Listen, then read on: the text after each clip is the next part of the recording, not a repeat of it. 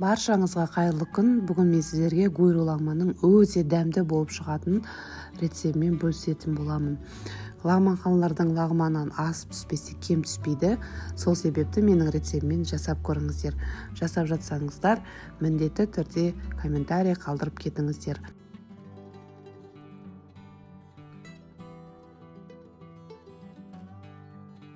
Мен бұл жерде тек лагманның сайын көрсеттім сіздерге. Арнама кіріп көрсеңіздер болады. Осындай кереметтей біркелкі болып шығатын лагманның қамырын қалай жасалу жолын көрсетіп өттім. Арнама кіріп көрсеңіздер болады. Мен бұл жерде 4-5 порцияға жететін лагманның сайымен бөлісетін боламын. Ең алдымен бізге ет керек, қойдың еті керек болады. Қойдың етімен өте дәмді болып шығады лагман. Егер қойдың еті болмаса, кез келген ет бола береді. Етімізді осылай тоңазытқыдан шыққаннан кейін қатты ерітпей, жалпақ етіп турап аламыз. Турап алғаннан кейін етімізді маринадтауымыз керек. Гуру лагманның ең бірінші осы етін маринадтамасаңыздар, гуру лагмандарыңыз дұрыс шықпайды. Ең алдымен етке қара бұрыш, тұз, крахмал, соевый соус және газдалған су керек. Соның барлығын қосып, жақсылап араластырып, бетін целлофановый пакетпен жауып, холодильникте кем дегенде 2-3 сағат маринадтауымыз керек. Мен көбінде кешке қарай осының барлығын турап, маринадтап қоямын. Таңертең түскі уақытқа уже тамағымды жасай беремін.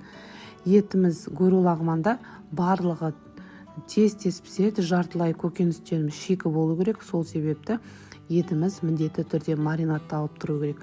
Сонда 1-1,5 минутта етіміз пісіп шығатын болады.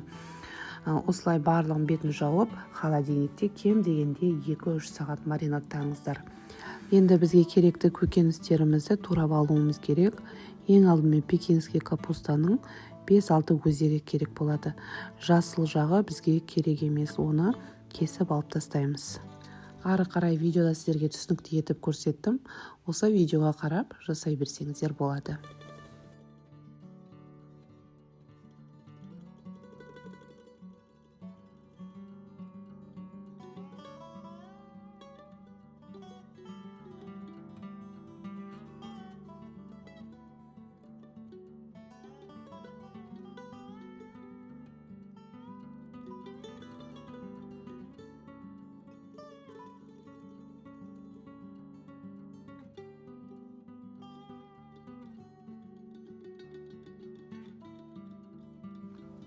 Енді бізге жартылай ашты бұрыш керек болады. Менде жасыл түсі және қызыл түсі.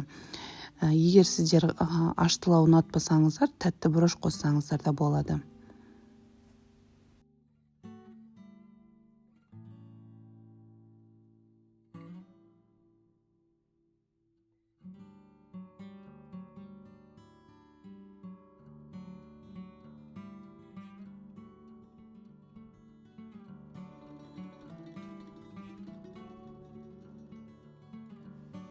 Енді бізге сельдерей керек болады. Сельдерейдің 5-6 өзегін осылай турап аламыз. Жасыл жапырағы да керек болады. Гуру лагманымыздың ең осы дәмін шығарып тұратын, гуру лагманымызды керемет қылдыратын осы сельдерей. Міндетті түрде сельдерейді қосыңыздар. Қоспасаңыздар, сіздердің гуру лагмандарыңыздың дәмі мүлдем ұқсамайтын болады. Осы сельдерейдің 5-6 өзегін турап аламыз және жасыл жапырағы да керек болады. Ең соңында үлкен бір бас пияз және 4 тіс сарымсақ керек болады. Пиязымызды турап алдық. Одан кейін сарымсақтың 2 тісін сәйге қосамыз. 2 тісін сіздерге алдағы уақытта не істеу керек екенін түсіндіретін боламын. Мына жерде сәйіне қосатын приправаларымыз, тағы да басқа да заттарымыз барлығы бар. Соның барлығын алдағы уақытта ретімен сіздерге түсіндіріп көрсететін боламын. Ең алдымен қызып тұрған қазанға 500 мл сұйық май құямыз. Сұйық майымыз өте көп деп қорықпаңыздар, оны кейін сұйық майды бөлек құйып аламыз. Ең алдымен үстіп майымызды қатты қыздырып аламыз. Одан кейін барып етімізді салып 1-1,5 минут қуырамыз. етіміз шикі болып қалады деп қорықпаңыздар. Бұл маринадталғаннан кейін еттеріңіз 1,5-2 минутта піседі. Кафелерге барсаңыздар, лағманды ыстықтай свежий қылып алып келеді ғой. Сол сияқты бұл жерде еттері олардың маринадталып дайын тұрады. Сол себепті осындай еще олар көп мөлшерде сұйық майда қуырады осылайынан. Сол кезде еттері сондай күшті бір басқаша болып тұрады ғой. Біздің үйдегі жасаған домашний лағманмен мына еттің дәмі вообще мүлдем ұқсамайды. Сол үшін осындай көп мөлшерде сұйық майға қуырасыздар. 1-1,5 минут жеткілікті.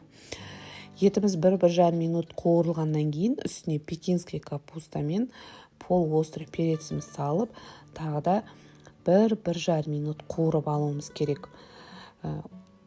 Барлығы где-то 3 минуттай болады. Осылай 1-1,5 минут қуырып алдық. Одан кейін жаңағы капуста мен перецті қуырып алдық. Сонымен ең соңында 3 минут өткеннен кейін бұны бөлек сүзіп алып, тарелкаға салып алуымыз керек.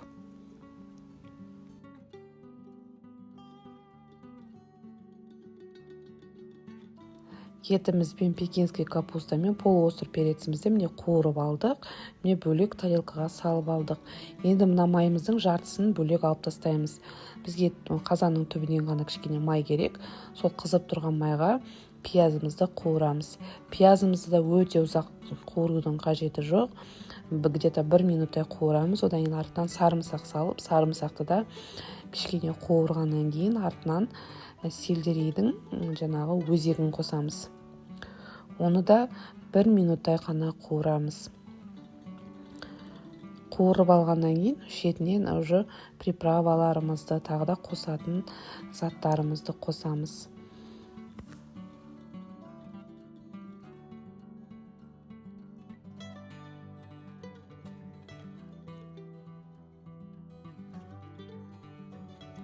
Енді осы қуырып жатқанға 1 ас қасық томат пастасын саламыз.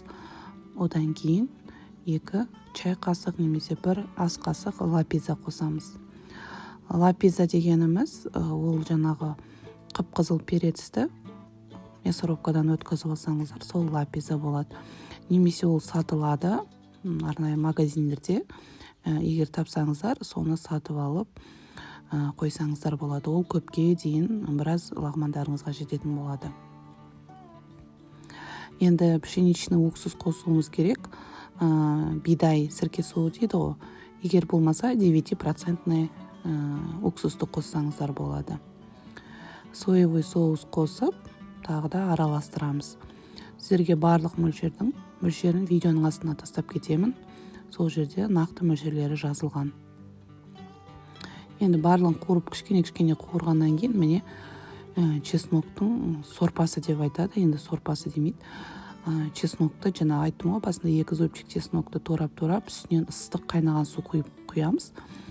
Біраз тұрғаннан кейін осы чесноктың дәмі шығады осы суға. Содан кейін соның суын осыған қосамыз. Сонда ерекше басқаша дәм береді. Енді приправаларымызды қосамыз. Бұл жерде менде кориандр, паприка, имбир, қарабұрыш және тұз. Приправаларымыз салғаннан кейін артынан сорпа қосамыз, 4-5 қасық. Егер дайын сорпа жоқ болса, магазинский бульондарды жартысын ертіп, содан 3-4 қасық қосып жіберсеңіз болады. Кішкене араластырып қуырып аламыз. Ұзақ уақыт қуырмаймыз. Кішкене ғана қуырылғаннан кейін артынан жаңағы етімізбен қуырып алған көкөністерімізді салып араластырамыз.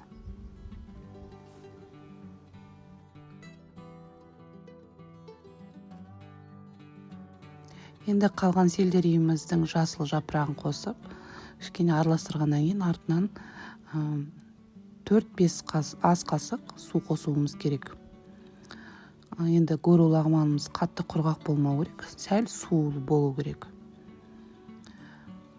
Одан кейін бізге мына гөру лағманымыздың суы андай сұйық болып қалмау үшін, кішкене суы қоюлау болу үшін соған біз арнайы крахмалмен жаңа суды қосып дайындап алуымыз керек. Ол үшін 1 чай қасық крахмал, 70 мл суды, және екеуін араластырып, су дайындап аламыз, крахмалды суды. Одан кейін міне осының үстіне құямыз. Құйғаннан кейін бір-екі кішкене араластырғаннан кейін бір жарты секундтан кейін уже пешімізді өшіруіміз керек. Одан артық ұзақ тұрса көкөністеріміздің бәрі қатты пісіп кететін болады. Мына крахмалды суды қосқан кезде мынау гуру лағманымыздың суы қоюлау болып тұрады. Сұйық су сияқты болмайды. Кішкене қою, сондай әдемі болып шығады. Міне крахмалын құйғаннан кейін кішкене бір жарты секундтай ұстадым. Көп ұзақ ұстамайсыздар. Міне гуру лағманымыз пісіп дайын болды. Бұдан да аз тез қуырып жасасаңыздар болады. Енді ол өздеріңіздің ұнатқандарыңызға қарай.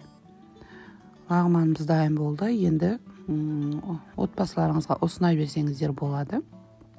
Кеше мен видеода арнамда лағманның қамырын қалай дұрыс илеу керек екенін, бір келкі күшті болып жайылу үшін қалай барлығын дұрыс істеу керек екенін айтып өттім. Арнама кіріп, сол видеоны көрсеңіздер болады. Алдағы уақытта менің жақсы рецепттерімді көргіңіз келсе, менің арнама тіркелуді ұмытпаңыз.